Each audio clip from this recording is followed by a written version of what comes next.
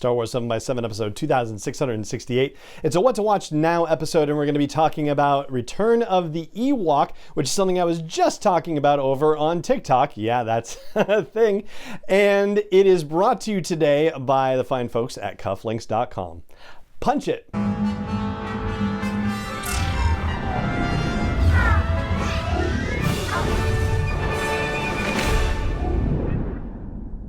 Hey Rebel Rouser, I'm Alan Voivod and this is Star Wars 7x7, your daily dose of Star Wars joy, and thank you so much for joining me for it.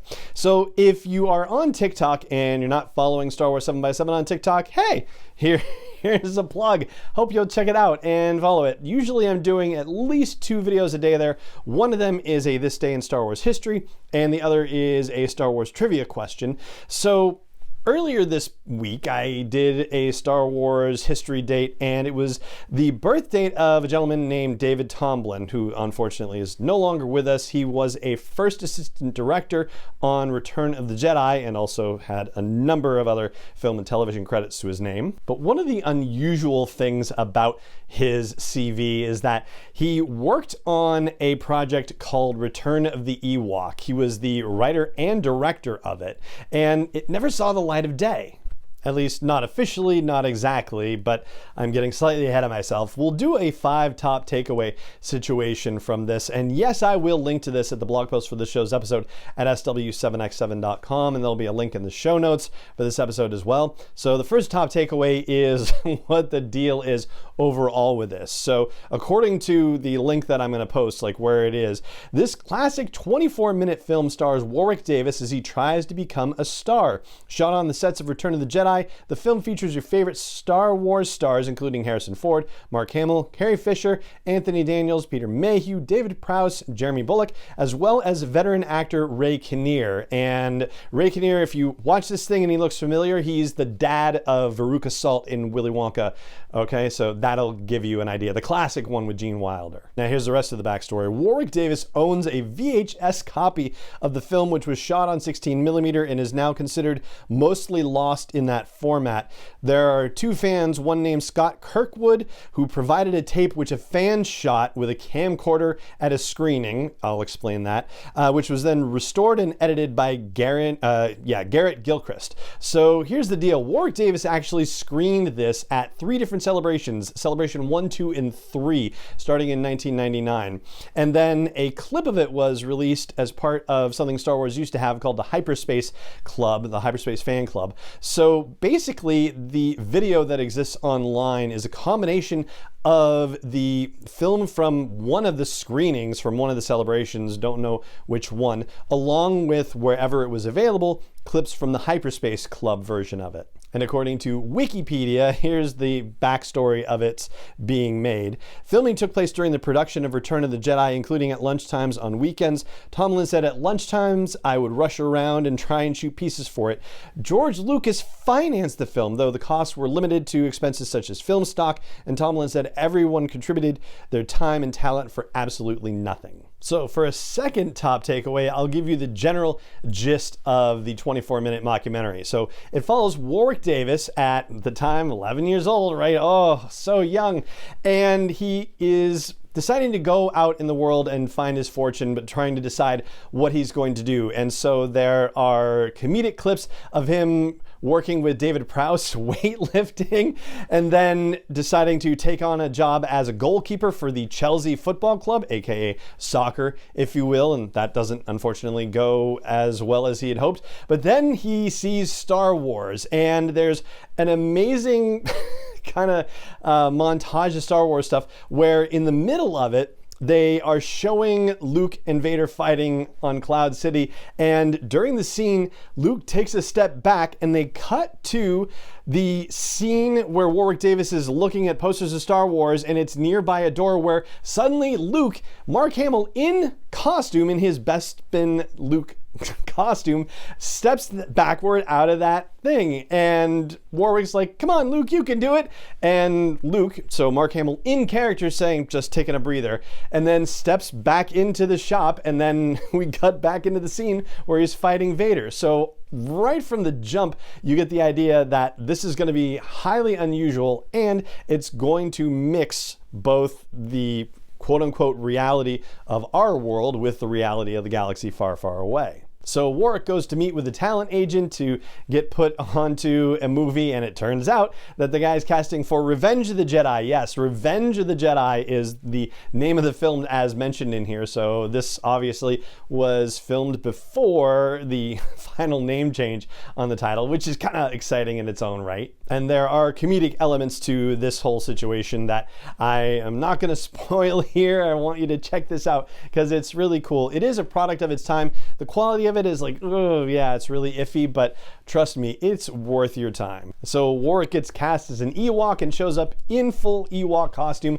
at Elstree Studios and has to find where he's supposed to go. And so there are various encounters with actors and characters, and ultimately he is able to get to the set of Endor, which is in this case not necessarily the set of Endor, because this is where reality and fantasy kind of blend. And so Wicket actually shows up on Endor, and it kind of rewrites the way that Return of the Jedi plays out in some very comical ways. And it ends, and yeah, I know I'm saying I'm not really doing some spoilers. This really isn't too spoilery, but it ends with Warwick with his parents talking about the adventure he had just been on, and them saying, yeah, enough nonsense. Like, where have you been? This is not going to go well for you. So my third takeaway from this is just, oh my gosh, they were so young. They were so young. Harrison Ford and Mark Hamill and Carrie Fisher appearing in this in their Return of the Jedi heyday. Oh my gosh. And I know, we were just talking about Carrie Fisher the other day because it was her birthday a couple of days ago. And, to see the three of them from back then, I mean, we see them in Return of the Jedi all the time, but it's different when you actually get to see them backstage and speaking as Harrison and as Mark and as Carrie. It's just, it's a different experience entirely. It will mess with your mind in the most pleasant of ways.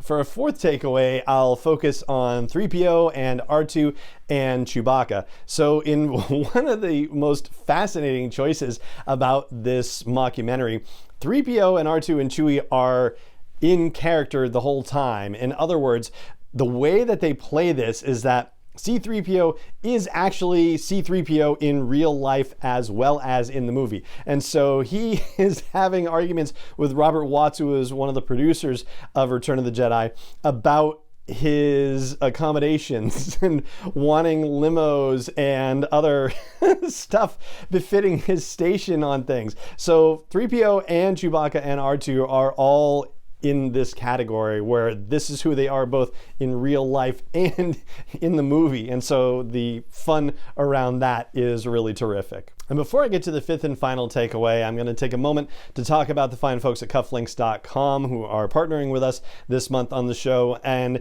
in previous episodes, I've talked about how I'm building a particular accessory suite for one outfit. And there's going to be a couple others I work on this month too. But we've gone from the Mythosaur tie to then adding the Grogu tie bar to adding the Boba Fett cufflinks. And now we're going to level 4, which is the Mandalorian socks. The Mandalorian houndstooth black and white socks to wear with this whole outfit. Yeah, socks you don't necessarily get to see so much, and that's fine, but it's always fun to know that they're there and that you're rocking something fun and Star Warsy when you get to do that. And as I've mentioned on the podcast many times before, you don't live by Star Wars alone necessarily. So if you have other fandoms that you're into, then you will find something very cool for yourself or for somebody special on cufflinks.com. They have Disney stuff, Marvel stuff, sports teams, and they also have classics on their site too. Luxury level brands basically like Jan Leslie and Ox and Bull. But regardless of what you're into, you can save 15% site-wide with the promo code SW7X715. That's SW7X715 site-wide with no minimum order at cufflinks.com. All right, as far as that fifth and final takeaway, how Wicket finally gets to Endor, it's kind of an adventure for him because he has to get across the pond to America and he doesn't quite know how to get there. So there's a bunch of time spent with his adventures through Elstree Studios trying to figure out where he needs to be and how to get there. One of those adventures involves Yoda, and it's really surprising to see that because Frank Oz is famously particular about performing Yoda, as you know he should be, like, and more power to him, but this is definitely a comparatively frivolous application for Yoda, possibly one of the most frivolous ones that I've ever seen, and yet Frank Oz is doing it. So, you know, that's really remarkable in its own right. And once he finally does get to Endor, you're going to see a scene that looks like it's basically another angle on that moment in Return of the Jedi where our heroes look down into a little valley and see the biker scouts for the first time, and they're trying to figure out what they're going to do.